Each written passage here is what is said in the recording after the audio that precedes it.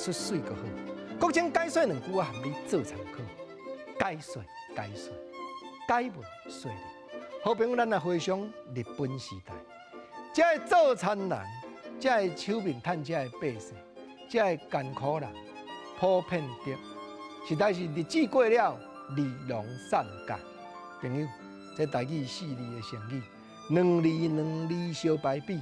有哪有人讲利兴散价？简单解说，衫裤穿甲利落，日子过了相当的落魄，安尼才有讲利农散价。哇！你这个环境真歹哩。较早日本时代普遍的都有影歹讨趁，下阶层的生活就是安尼嘛。尤其知识阁不比即摆开发，所以日本外来政权统治，真侪遮艰苦人嘛唔敢徛起来甲对决、甲对抗，甚至互相中间的提醒，讲迄个政治的局势是龙烟散雾看袂明，千万都唔通阿两去磕石头。朋友，龙烟散雾。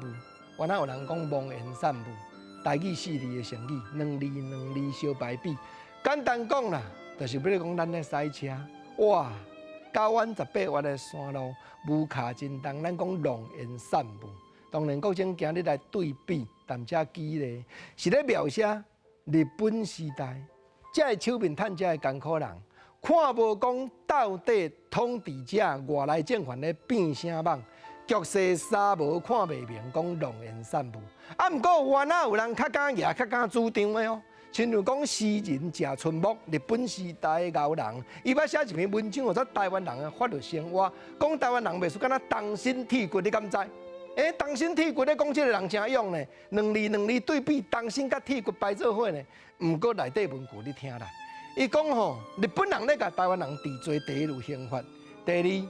有违警例，有警察出法例，警察听好直接甲你发的。过来第三有新闻抓法，有出版法。过来上届新实施的治安医治法。哦，忘了搁再忘，白了搁再白。莫非台湾人是动身铁骨上啊？原来是倒边讲，原来是咧讲讽刺的，毋是正面咧表达啊。台湾人无影动身铁骨啊，是互日本人糟蹋太忝了啊。当然，国这样短啊。日本时代的生活咧回想，嘛是甲你互相来探讨甲参考。4字的成语，两字相对比，台湾话艺术技巧，这个元素，值得咱继续保存、继续流传。